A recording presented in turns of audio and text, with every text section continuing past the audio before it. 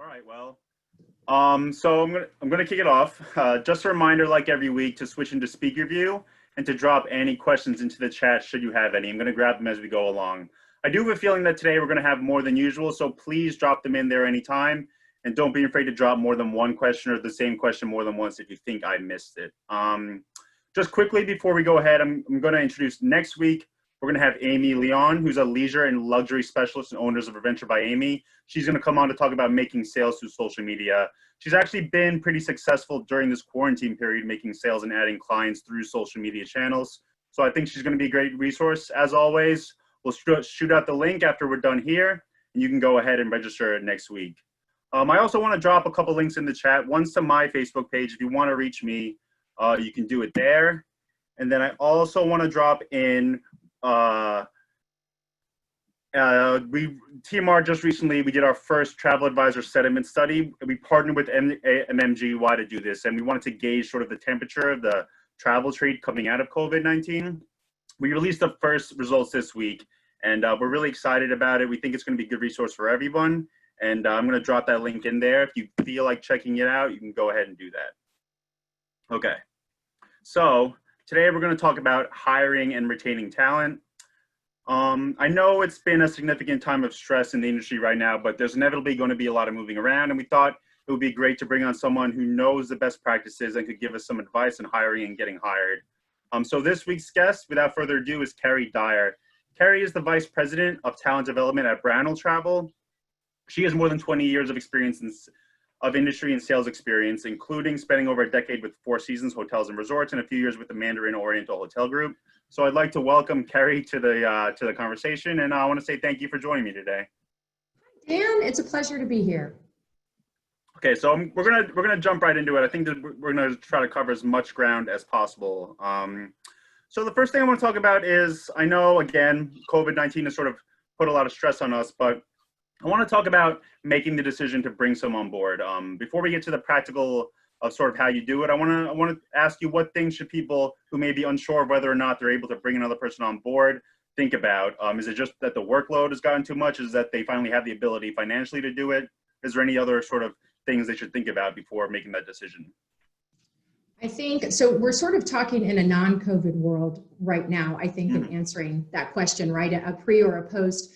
I think right now, not a lot of people are hiring. I think that they're trying to retain the talent that they have in any way that they possibly can while still keeping their businesses afloat.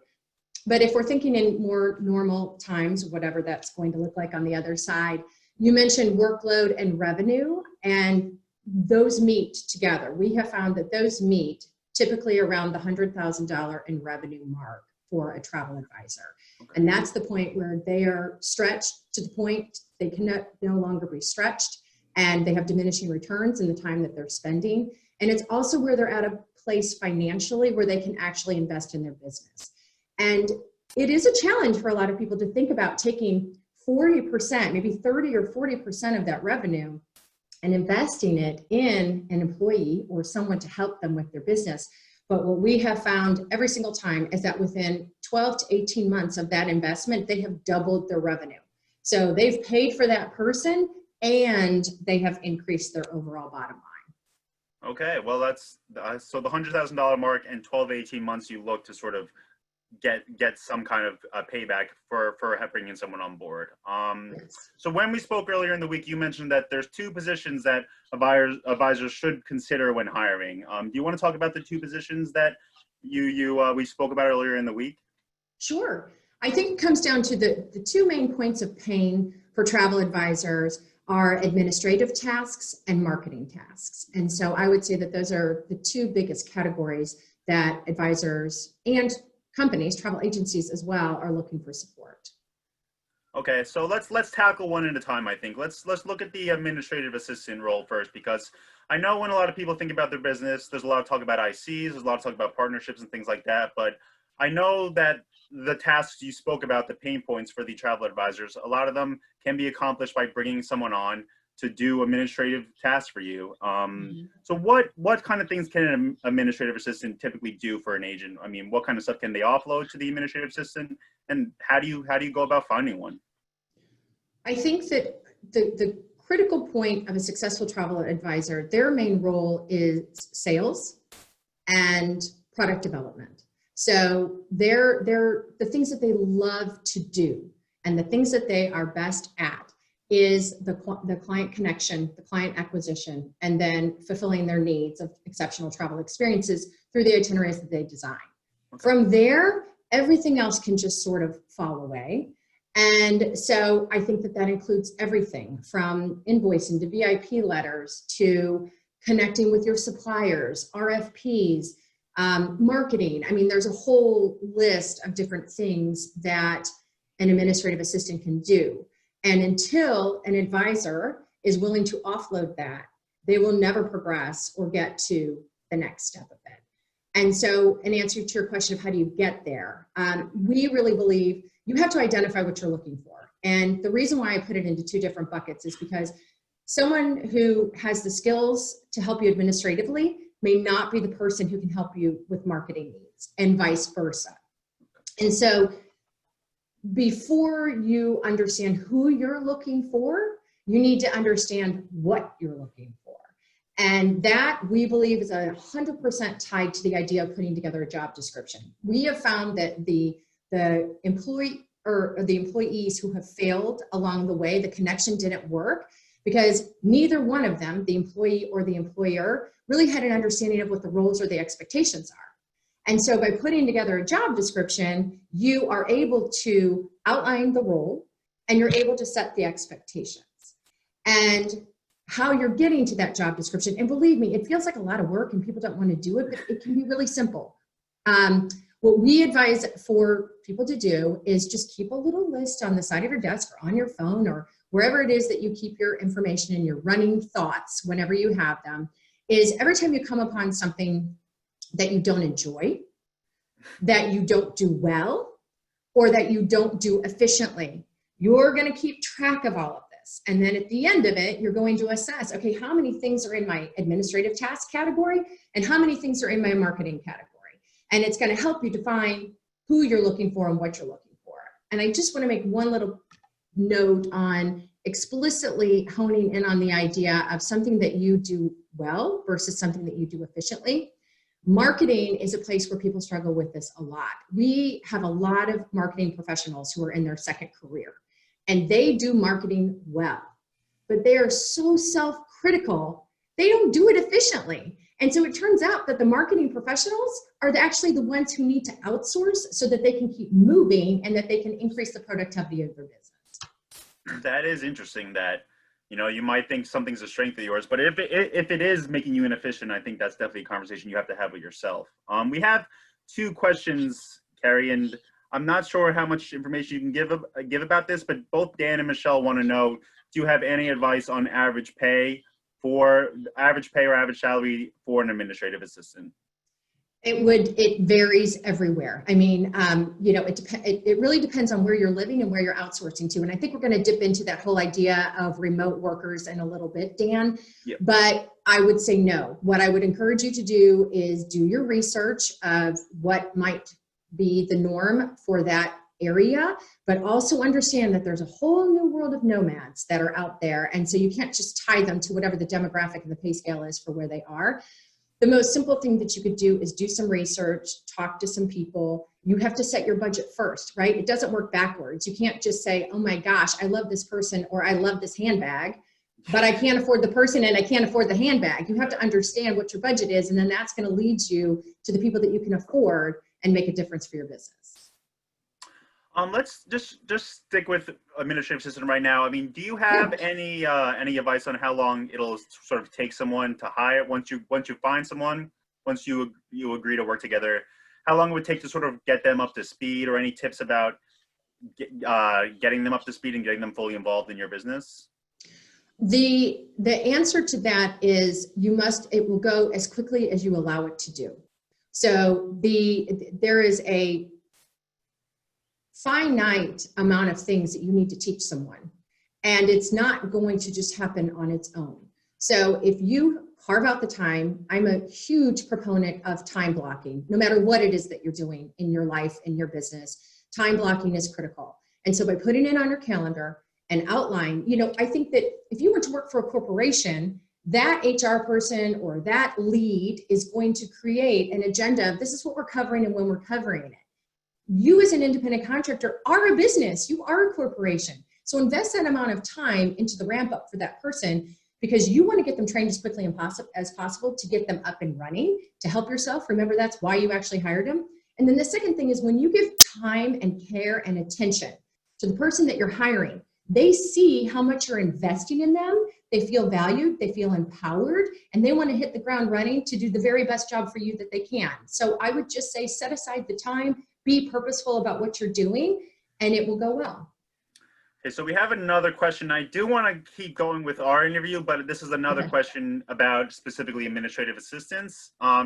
Sarah Fitzpatrick says, our problem here at our agency is that we hire assistants and 10 minutes later, and she says that's sarcastic, but I think we get her point. 10 minutes later, they want to become travel agents themselves. How do we address this? Our GM thinks it's a positive thing, but I think while training is fantastic and working with a frontline sales advisor is fantastic, the focus you need to give an assistant is being an assistant. Well, I think that all comes in the expectation, right? So that goes back to the job description. Be very clear that you are answering phones, you are invoicing, you are doing some pretty unglamorous work. Certainly, we're going to potentially train you to speak with customers, and we're going to elevate you. But you have to let them know what they're doing. Also, in the interview process, you have to understand where they want to go. If you have to ask the right questions to understand that they just want to be a salesperson and they're just going to fly through this job just to get to the other thing. If that's it, you've hired the wrong person. So are you asking the right questions of the candidates that you have, and are you setting the right understanding and expectations of what they've signed themselves up for? Are you outlining a path? And that's something that Brownell, just from a corporate agency perspective, that we think is really important, is you have to outline the path of what that job is, and then you have to marry that with what their intended career path is and ensure that they overlap, or you're both just going to continue to disappoint one another. And then that's either when they want to be an advisor in 5 minutes or they leave in 5 minutes. Yeah, and I think that's another great point to make is, I mean, travel's a fairly glamorous industry and a lot of people want to do that glamorous work, but you need to, I think setting expectations is important, is as important as anything when it comes to this. So now let's talk about ICs. You know, a lot of advisors out there are one-man shows, and I know there's a mark where advisors should start looking at ICs and should start looking at that as an option. I want to ask you, what are the pitfalls and the advantages and disadvantages of hiring IC versus the position we just spoke about, the administrative assistant? I see. So I see. How many times can we say that? So you're talking about an IC who may bring another IC under them. Yeah. Okay. This, as you well know, has really taken off full steam of a lot of people building that sales team under themselves.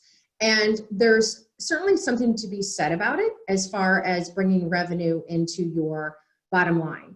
What I would give caution to is that now, as the original business owner of Kerry Dyer Travel, I am now looking after multiple ICs. I may be getting distracted from what I really love to do. As we said earlier, I love to cultivate relationships, I love to sell, and I love to create exceptional travel experiences. By bringing all of those people on, sometimes you can lose sight of that. And what we have found in our community of 110 independent advisors that we have, 2 of them have ICs working under them. 80% of them have some sort of staff member, whether it is an administrative assistant or someone to help with marketing. And the thought process there is that you're pushing off, Rebecca Wilson, who created our mentoring program, calls it the broccoli. So in the same way that at the end of your meal, the thing that's probably left that you've pushed aside is the broccoli. What are the things in your job day to day that are the broccoli? That's what you need to unload and get rid of so that you can excel and do what you want to do, which will make you more profitable. And an IC doesn't want your broccoli. ICs want to give their broccoli to somebody else. So I'm not suggesting that it doesn't work, because I have a lot of friends in the industry who are very successful with it. You just have to understand that it's an entirely different model, and you are there to support their success as an independent contractor, which can distract from your success as an independent contractor. One thing I will say is last week, just quickly, Jennifer Donch has mentioned that she has gone away from selling in her agency because of the other the other people she's brought aboard now, she's just doing a lot of marketing, which seems to be the thing she's most passionate about. So, I mean, it gets to your point that you have to have an internal conversation with yourself and figure out what do you need, what you'd like to do, and I mean, how much do you want to improve your business by also improving your quality of work and your quality of life? So I think that's a great point. So now let's talk about, I mean, a lot of people here are probably considering hiring an administrative assistant, especially if work is picked up, or I know a lot of people might be thinking about an IC too, but let's talk about practically finding the right person for a job. You spoke about the job description before. Are there any tips you can give people for writing a job description? And you can talk about how powerful even that short description could be to finding the right person. It has to balance on being enticing. Of course, there are a million job descriptions out there. There are a million job postings. So you do want it to be enticing and you do want it to be exciting, but you don't want to oversell it because they are doing administrative work. And so you have to be very clear in what the job outline is. Again, if someone thinks that they're being brought in to sell or go on EDU trips all year long, when in fact that's not the case, they're going to be disappointed and they're going to leave. So you've got nothing to lose. Listen, there are people out there that love administrative work. There are people that don't want to be in front of customers. There are people that never want to leave their town. And you can find them if that's what you're looking for and you need the support. Also, there might be someone who's willing to pay their dues and grow into something, because you might have a business where you do want to bring on another IC that you've grown and they represent your brand, and then you're going to fill that position with another administrative position. So just be very clear in what their path is and what you need from them. I'm curious about your about Brownell. How does the hiring work there? I mean, especially if someone's new to the industry and maybe doesn't have any sales experience, but they see sort of the travel industry is an attractive industry to get into. They love to travel, but they don't have any experience actually selling travel. I mean, what's the process like for you guys? So there's two different perspectives. There's from Brownell as an agency. We love new talent. We love people who have only the desire to travel. And oftentimes we find that it's less the people who have traveled everywhere. It's the people who've traveled nowhere and have that desire and wish to learn more about it. And so from an inside perspective, we bring them in and we train. Training is the key to everything. And they pay their dues. They spend their time working with a travel advisor, and they go up from an assistant travel coordinator to a travel coordinator to a senior travel coordinator. It is very clear what each of those roles have and the progression of how they're going to get there. And some people may want to stop at a senior travel coordinator because they are very much empowered of speaking with clients, engaged with suppliers. They just aren't responsible for acquiring the new clients. And so it really provides a good path to them. But the point of the story is that they have the experience and the exposure. Yeah. From an IC perspective, they just need to spend a lot of time on finding the right people. And again, engaging them. And I mean, it's pretty similar, but certainly they're not as big of an organization, so there aren't necessarily the layers to get there, but it's really just sharing and understanding who the person is. Yeah, we actually had a comment while you were speaking. Beth says, we hire the wrong people. We hire people who do not perform well. And she says, maybe we're hiring the wrong person at the beginning. But I think it gets back to what you spoke about before, is setting expectations and writing a clear job description that's going to tell people exactly what they're going to be doing and what the expectations are for each person. Yeah, well, and I think one of the questions that you had asked last week is, are you building a position around a person or hiring a person to fit a position? And I think this kind of is a good segue into that. And my answer is both. Okay. So you mentioned my experience with Four Seasons and Mandarin Oriental. They are both organizations with outstanding employees. I think anyone on this call would agree with, based on the customer experience they have and the confidence that they have in booking their clients to these places. And their philosophy is you hire for attitude and you train for the skills that you need. And I 100% agree with that.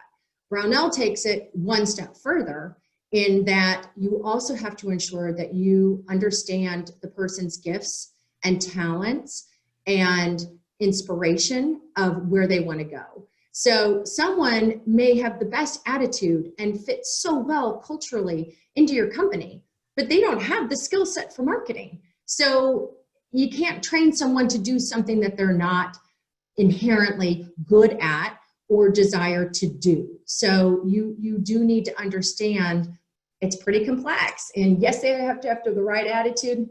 And yes, there are certainly skills that you can train, but they have to have the inherent talent and desire to want to do it for both of you to be happy.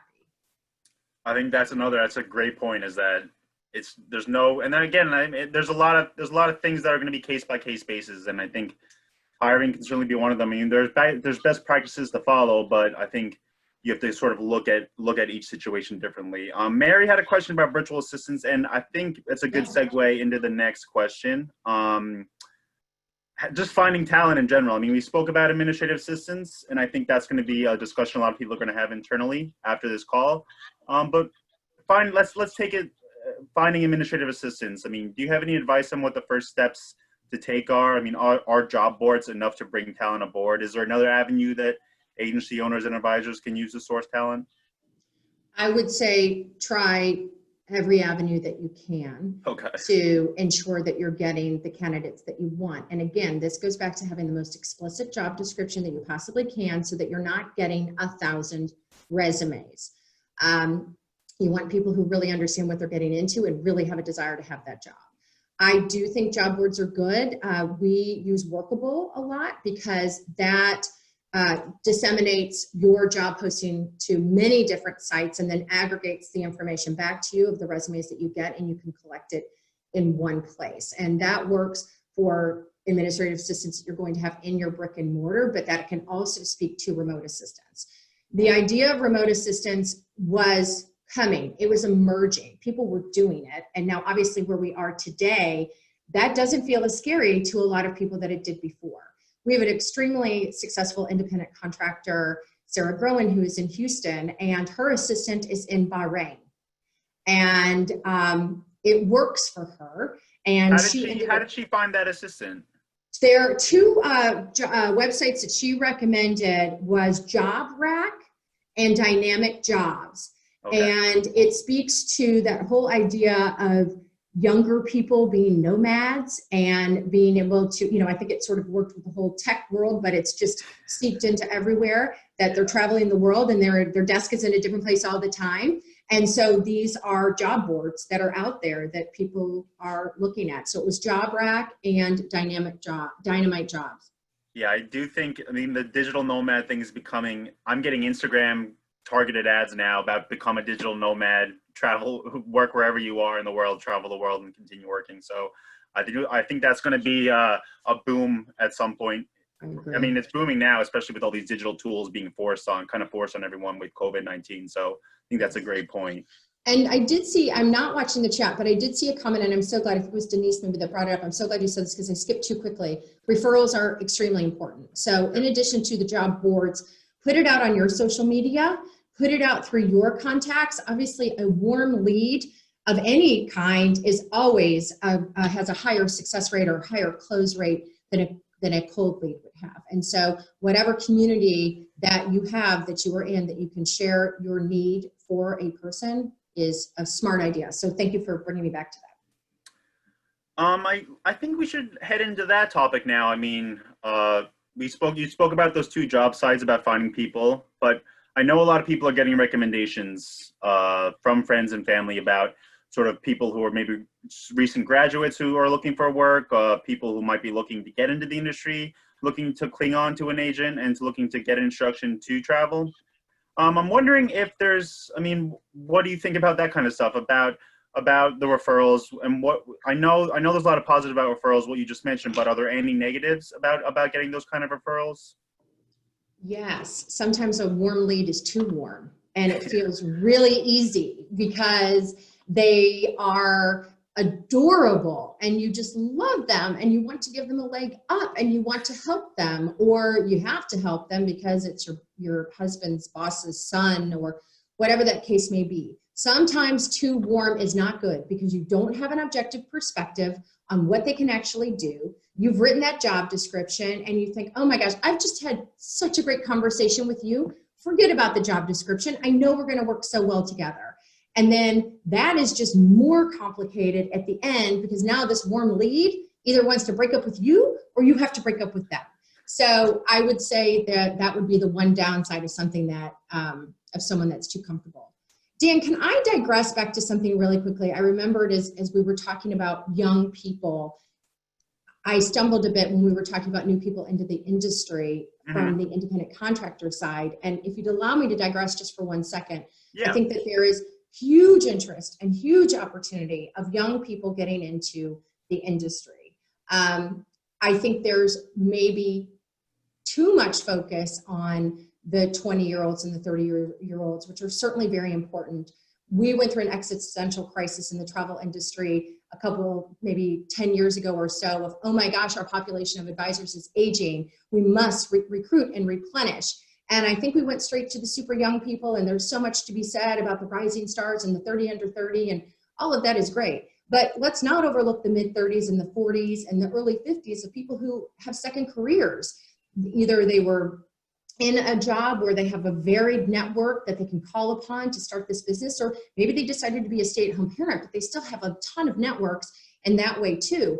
So I wouldn't overlook that. The other thing is that I think our industry is very open to people who are new, who have zero experience. We started a mentoring program. The Brownell mentoring program started with class 1 in 2006, and we have class 22 right now. And through that education and intense help and support of these people building their business, our mentees, after finishing a 1-year program, have a 50% higher revenue than people who did not go through a training program. And this isn't just to speak to Brownell. A lot of agencies are either upping their game on what that is, or they're adding training programs. Virtuoso has added a new to the industry program, ASTA. So I think that there's a lot out there that is really encouraging people to come in and start in this business, which I think is really exciting.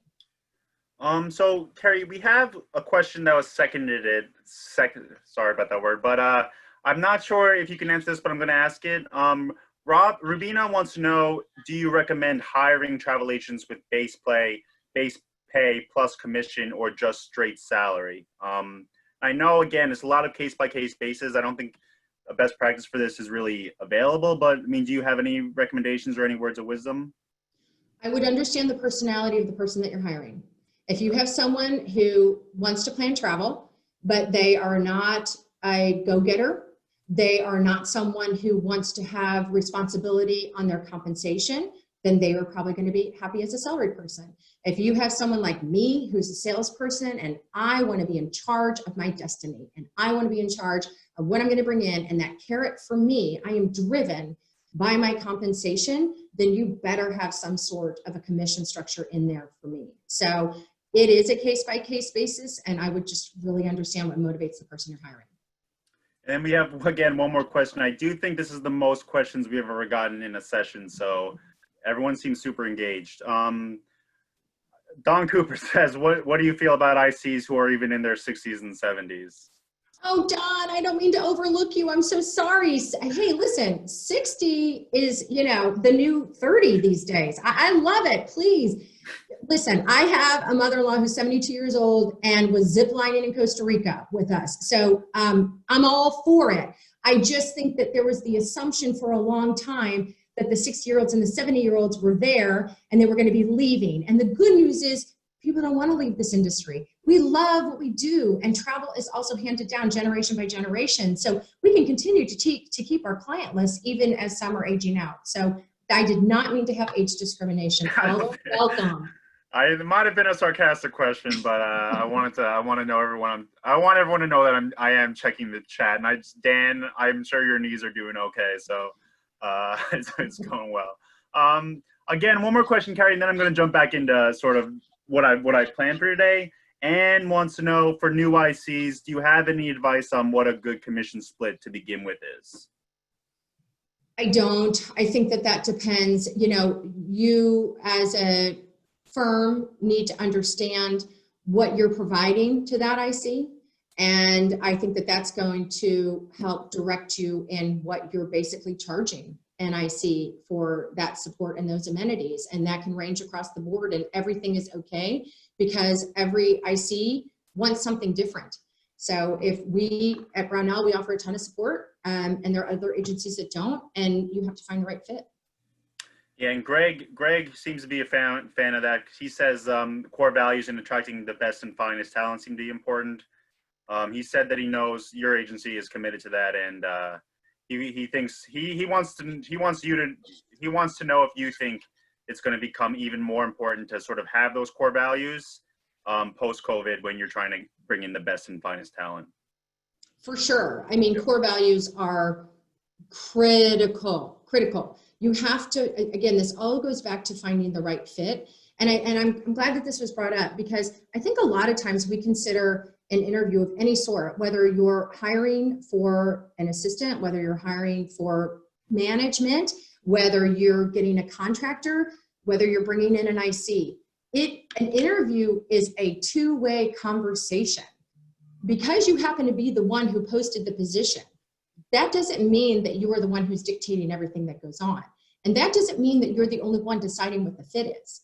And so it is really, really critical for you to also ask to the candidate, what are you looking for? What are your expectations? What's important to you? Because you may come back and go, actually, I know how important that is to you, but we don't do that. More so about amenities, maybe more so than culture, because I think everybody, wants to have a good and above board culture. But my point is, it isn't just you making a decision about them. They are making a decision about you. And you have to have the confidence and be okay that they may walk away from you. You may not be the fit for them. But in the end, even if that hurts a teeny tiny bit, because you're the best and you love your agency and everybody's so wonderful, in the long run, you've saved yourself some long roads of having to either struggle with that person being on staff or that person leaving in 5 minutes, as someone else said. Yeah, I think that's a great point. I do want to keep talking about hiring, because I know, or hiring and the interview process, because I know that's where a lot of people are going to struggle, and a lot of people are going to have questions about that, especially when you're hiring someone remotely. I mean, you spoke about one of your agents who hires an administrative assistant sort of halfway across the world. I mean, what are some good tips or best practices about hiring people, particularly hiring people remotely? And I know a lot of people do things differently, but I mean, do you have any tips? Because me looking at it, and I know a lot of agents looking at it, they might not feel super comfortable not being able to sort of meet someone face to face and bring them on board your business and trust them with things. Well, one, Zoom is helpful. I would always do an interview with someone so that you can see them and understand their facial expressions, understand if they are distracted. You're going to learn a lot about a person's personality and spending time with them on Zoom. The other thing is that old adage of hire slowly and fire quickly. So take the time, invest, have multiple conversations with them. This is not something that you just want to check off your list. This is an investment of something that you are doing. And if you don't invest the time to do it, then you're not going to get something good on the back end of it. So the other thing that I would say is, especially when it comes to an IC, plan ahead. Think about things are upside down right now as far as anybody projecting or forecasting what their businesses are going to be. But when things get back to normal, you have a good idea of your projection of income. You have a good idea of how much your business is going to increase or decrease. You have to make the decision and build it into your budget and into your business plan for that year of when you're going to bring someone on. Because I'll tell you, another disaster of what happens is that someone hires someone 6 months after they needed to be hired. And now it's January and February, and I'm so busy, I don't have the time to train you. I don't have the time to delegate because I can't take the time to explain this to you. I'm just going to do it myself. And so you have to be forward thinking and plan for when you're going to bring that person in, going back to what we said at the beginning, to give them the time that they need to be trained, which will help them and will help you. Yeah, that is a great point, because I know a lot of people are consider hiring when they're under that stress period. And I mean, if they bring someone on quickly, they're not going to have the time to train them or to get to know them well enough. I think that's a great point, because knowing your year, knowing your business, knowing when things pick up, I think is going to be incredibly powerful for you. Heidi wanted to know restate, hire. So it was hire slowly, fire quickly, right? Yes. Okay. If you know somebody isn't right, give them an opportunity to restate what your expectations are. And if they aren't met, then you got to go. And I know that it also feels like, well, someone's better than no one. No, they're not. No, they're not. So just be brave and get rid of them and open up the opportunity for you to find the right person for that role.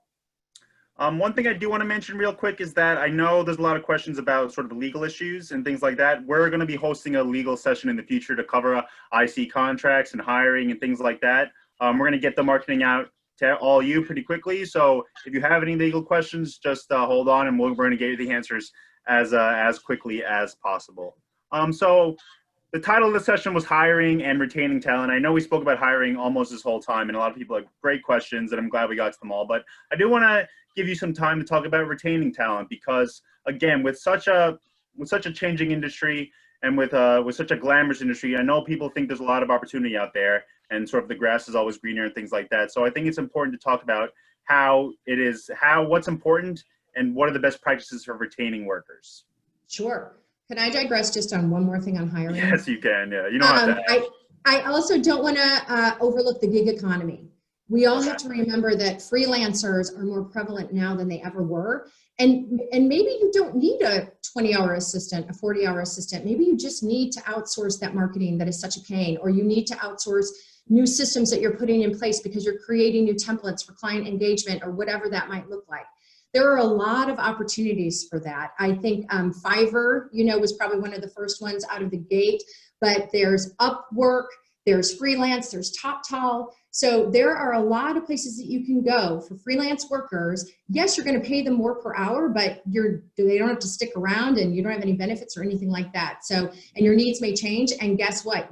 You don't have to do a strong of interview process with them, and if they don't work, bye-bye, but get out of them what you need. So don't overlook the gig economy, especially right now, because it's a great opportunity. And Fiverr's spelled differently than the word five with an R, I think, right? It's F-I-V-V-E-R. Okay. Okay. Yeah, I think or no, F-I-V-E-R-R. Sorry, 2 R's. Yeah, I think that site was created for like $5 sort of quick tasks that people needed done, right. And it's sort of grown into this freelance mega corporation. Yes. So back to your idea of retention. Again, I think retention looks different for every employee because it goes back to understanding their needs and where they want to go and how they want to grow and what inspires them and what keeps them interested. I would say for our industry in particular, travel is why we're all here. And by finding a way to afford the opportunity for anyone on your team. I mean, even at Brownell, the leadership team, sometimes we're the people who get stuck at home all the time. And there's an opportunity for us to go out and travel. And so I think that being able to provide that and give people a taste of that not only keeps them happy, but it also keeps your company fresh. It keeps your company competitive because you're bringing in all of those different experiences and that intellectual property. Let me also tell you that sometimes when you send a staffer out and you've got to make sure that there's the ROI for the supplier and ensuring that that staffer is coming back and sharing the experience, making sure that they're sharing it on social media so that there is an ROI for the supplier if it isn't exactly a travel advisor who's going, but they're looking at a different perspective. If you've been a travel advisor for 20 years, you've got a pretty jaded idea of what it's going to be like when you walk into that hotel room. And yes, there's an amenity, blah, blah, blah. But the delight and surprise of someone who hasn't traveled that well and has the joy that that's so new to them, and to be able to talk about that and remind us all of why we travel, I think is really important. So I think travel is a great way to keep people engaged. I think that education is really, really important, of whatever that looks like. Someone might want to know how to be better at Excel. Let them take an online Excel class. What is it costing you? $98? What a teeny tiny investment for them to learn something new. So wellness classes, it doesn't have to be foosball machines and all of that of the Google world, but understand what they like. Again, I'm going to refer back to Rebecca Wilson, who says, you don't have to spoil your children. You just have to ask them what they want and give it to them. And that's it. It's just listening. And I think that that's also as far as retention for your ICs as well. They're not employees. They're free will. They can go anywhere they want. And you need to understand what they need and listen. Don't ask the question you don't want an answer to, because if they ask for something that they want, then you either need to explain why it can't happen, but thank you for your input, or, oh my gosh, what a great idea, and this is how we're going to implement it. So I'm gonna just jump to our last question, because I know we have more coming in, and I want to sort of address whatever needs people have on this session. I know, again, I spoke about it in the beginning of the session that this is a strange time for the industry and things have been turned upside down. I want to ask, I mean, the environment for hiring now, I mean, what are you seeing? I know people are feeling a time to sort of shake out and a time to change and things like that. I mean, can you talk about what the environment is right now and also talk about what are your expectations for the future of the industry in hiring and retaining talent? I would say right now, probably most people would agree, it's a sad time for retaining and keeping talent. I mean, this has rocked everybody to the core. And I think that people are trying to batten down the hatches and keep their travel businesses alive. I don't think anybody is hiring right now. I don't think I would advise anybody to hire right now. If you have the capital to spend on talent, do everything you can to retain the brightest and the best that you have within your company and hang on to them, because the investment that you have made in them and training them is so worth it for you to keep them around. As far as what the future will hold, I think we all agree as well that everybody better be careful what they wish for, because it's going to come back. There's a huge pent-up demand. People want to travel now more than ever. Certainly we need a vaccine. Certainly we need things to change, but it will come back, and it's going to come back with a vengeance. And so that's where I would say spend the time while you have it with that understanding. What do I like? What do I not? What do I need? And then as things start to ramp up, hire that person ahead of time. It's going to sting. I mean, you're going to have to make a sacrifice as far as the output of hiring that person and paying for that person, but it is worth the investment because you will end up getting it on the back end. Yeah, I think that's important. I mean, the pent-up demand is all these surveys, including the one we did with MMGY, is showing that there's going to be a major pent-up demand and work is going to pick up. I mean, imagine the work everyone had those first 2 weeks of quarantine, or I guess of COVID-19 with the canceling and rebookings. Those people are going to want to travel again. You know, it's not something that goes away that easy. So I do have another very specific question from Jennifer Walker. She wants to know, if you do hire a virtual assistant or nomad, what's the best way to secure your clients' and agencies' confidential data? And again, I'm not sure if you would have any advice on this, but she seems interested in making sure the data in her agency remains confidential. I would say that if you are hiring something into your agency, right, a direct relationship, I would probably outsource tasks that don't involve access to any of that. Okay. And you don't need to do that. And then I would say the same for an IC. I think that if you, I would just be very careful in what you give them access to, and you can feed to them what you want. I think it's a brilliant question. And so just be very careful in what you give them access to would be my answer to that. Okay. Yeah, and again, I think that legal session we're going to have is also going to help answer that question partly. Let me check the questions one more time. Again, if anyone has any issues, I mean, we're going to have a few more minutes with Kerry before we're going to let her go. Do you have any advice on, I mean, now that people, I mean, we spoke about this each week, that people might have more downtime now in their business. I know bookings are coming back. I'm getting sort of that feeling every day talking to travel advisors. But let's say you do have some downtime right now.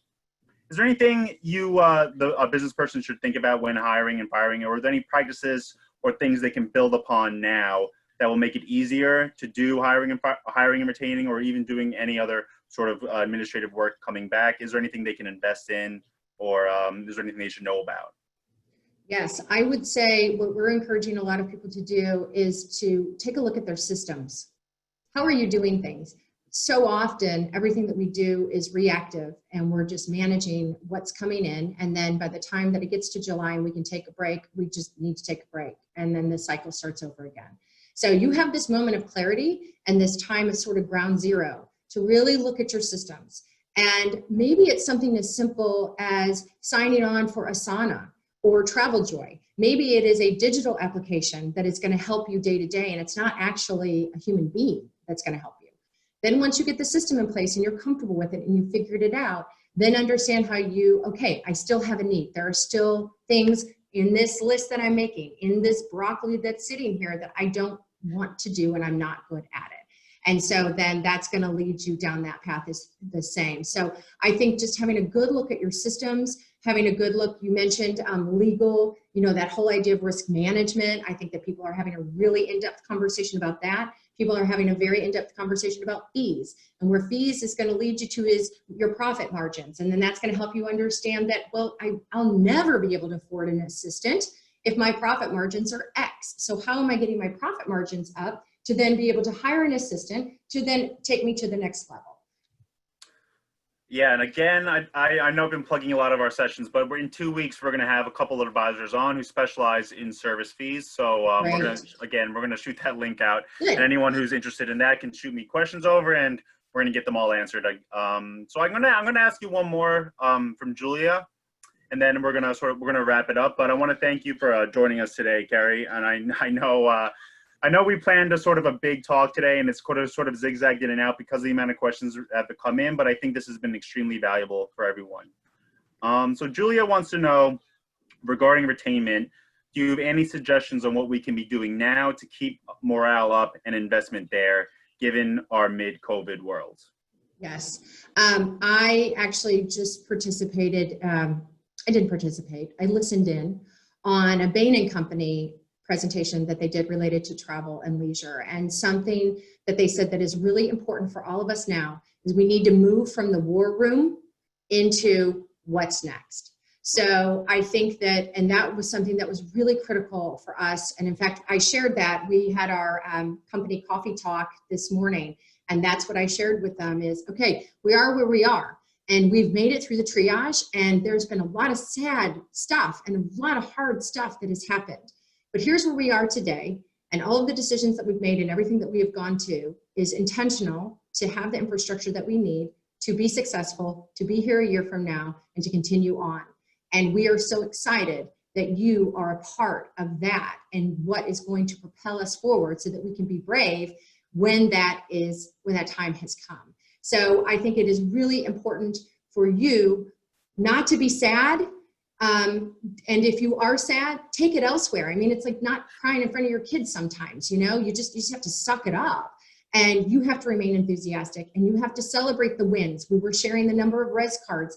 Was it huge? No, but was it something? Yes. So remember to share the wins, because they're invested in who you are. They're invested in your success, because it ultimately means stability for them too.